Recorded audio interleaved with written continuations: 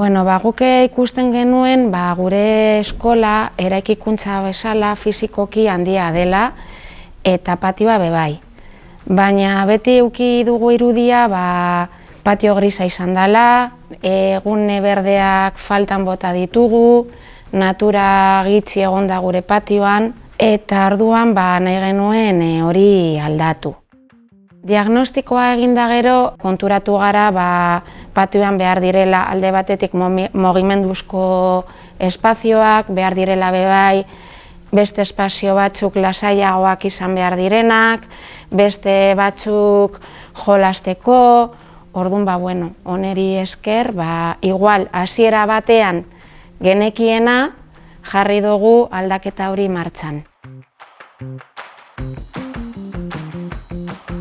Alde batetik ludoteka bat zabaldu dugu, patioan erabili ahal izateko, liburutegira ere etorri aldira ikasleak nahi duten ekintza egiteko, irakurtzeko, marrazkiak egiteko, gero patioaren erabilera ere aldatu dugu.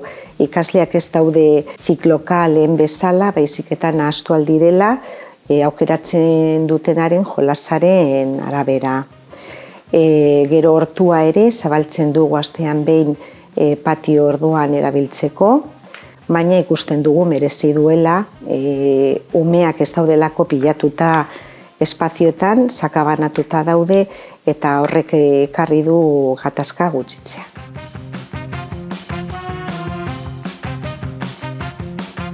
Guk hausnarketa prozesua oso baliogarritzat ikusi dugu eta kanpotik jaso dugun laguntza, batera bikainekoen eskutik jaso dugun laguntza hori oso laguntza ona eta eskidetza ikuspuntua oso argi duen eta gure hausnarketa egitera lagundu diguna iruditu zaigu, baina prozesuak borobiltasun bat jaso dezan, kanpotik ze laguntza jasotzen dugun ikusi beharko genuke.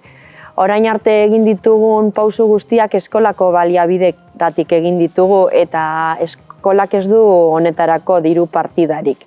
Eta orduan umeek eman dituzten ideia guztiak eta dituzten motivazio guztiak egiteko kanpolako laguntza ere jaso beharko genuke. Pena bat izango litzateke egindako hausnarketa guztia zati txikitxo batean gelditzea arazo ekonomikoengatik.